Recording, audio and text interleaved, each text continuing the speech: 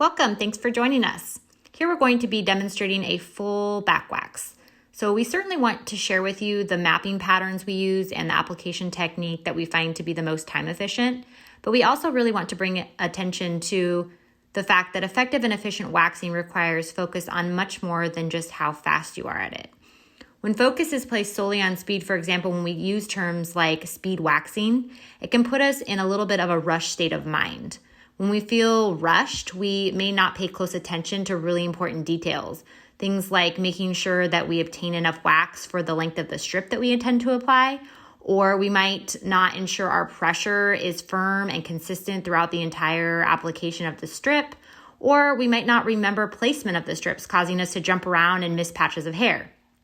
Rushing that leads to any of these types of mistakes will end up requiring even more of our time and causing lots of unnecessary frustration. So rather than focus solely on speed, we suggest slowing your mind down and being intentional with every single movement, really just getting back to the fundamentals. So before you begin, slow down and settle in by assessing the area that you're about to wax.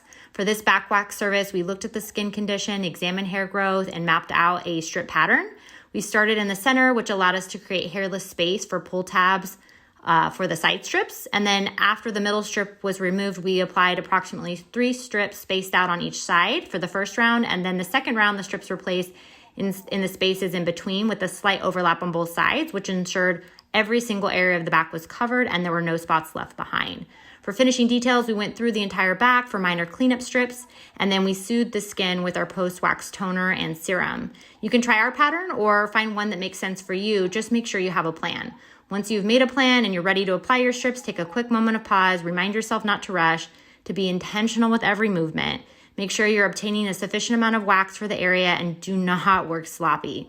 Maintain control of the wax and keep it contained at the top quarter of the stick to allow for better control when you move it both from the wax pot to the body and also when you're applying and spreading it. Pay attention to the angle of your stick. Keep it slightly tilted at 90 degrees. Be sure to apply a firm pressure as you spread the wax, keeping in mind that you need to leave enough wax towards the bottom to create a prominent pull tab. When you're ready to remove, make sure you grip the strip edge firmly and remove the opposite direction of hair growth. Be mindful not to pull up on the skin. Keep the strip parallel and close to the skin as possible. These are just a few examples of some of the fundamental details that we pay attention to that truly make a big difference in the overall outcome of a service.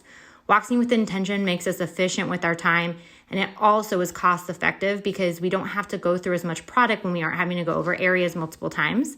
And when we don't have to go over areas multiple times, the skin gets much less irritated and is less likely to have breakouts or any other negative reactions. So it's a win-win for everyone.